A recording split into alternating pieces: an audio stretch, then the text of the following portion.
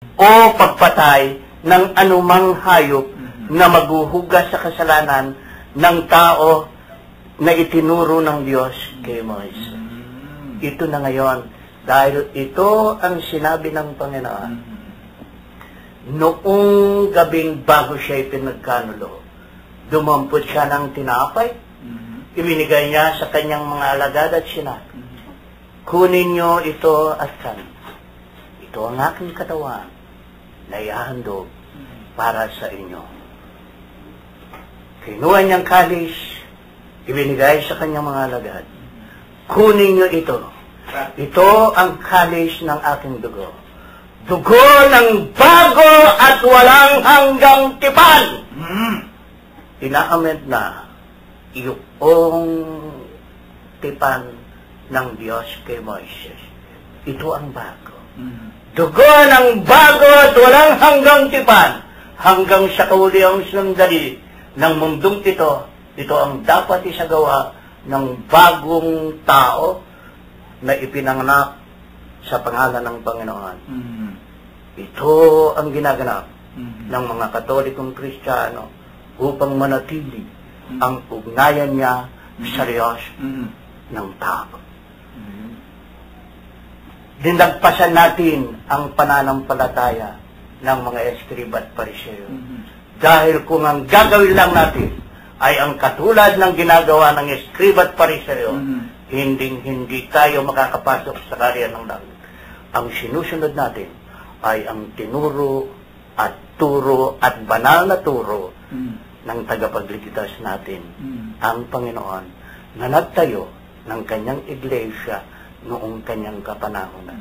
Hanggang ngayon, ito ang dadadala ng kanyang mga alagad na sinusunod naman ng mga Katolikong Kristiyano. Ayun, napakaliwanag ho. Kung inyong gusto mapakinggan yung paliwanag ni Kuya Bert, sa mga may internet o sa bahay, pakibukas lang po sa YouTube, internet, i-search lang ho ninyo ang Patnubay Bible Study Catholic, at yun ho mapapakinggan na ho ninyo ang atin ho itong programa dyan ho sa internet ho ninyo.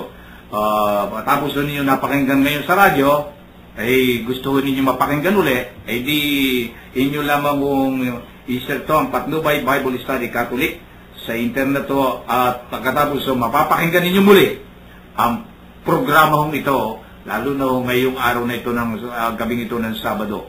Naka-internet to tayo, at ito ay naka-upload do dyan, at inyong mapapakinggan. Kung hindi yun gusto ninyo pagbalikan, yun hong mga paliwanag ko dito sa akin hong binasa na ito, para maunawaan ho natin ang tungkol rito sa turo sa kautusan.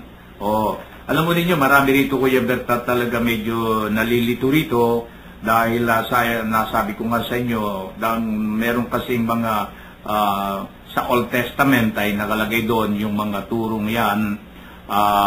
Ang aking pagkaunawa ay talagang pagdating sa New Testament, nung yung paliwanag ninyo na tungkol sa ginanap na ng Panginoong Hesus, yung lahat na dapat naruroon sa kautusan na yon, naputol na yan, nagawahak na. So narito na ngayon tayo sa New Testament.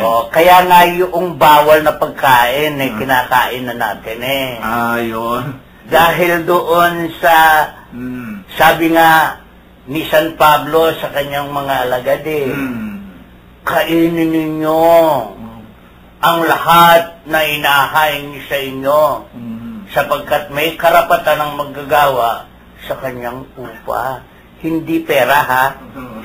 Ayun. Pagkain. Pwede kung minsan ginagamit ito ng ating mga kapatid sa ibang pananampalataya, may nakausap na ako, Kuya Min, paano naman yung sabi ng Panginoon na sinabi ni San Pablo na may karapatan daw ang manggagawa sa kanyang upa? Hindi po pera yun. Maliwanag pong sinabi ni San Pablo, lahat ng ihahi sa inyo'y kainin ninyo. Ay, ibig sabihin, wala na ngayon itatangi. Wala na ngayon yung walang kaliskis. Wala na ngayon yung walang bahak na mga hayop. Lahat ito'y nililis na ng Panginoon. No? Nasa... Katulad ng paglilinis niya sa tao, Ayun. hindi pera.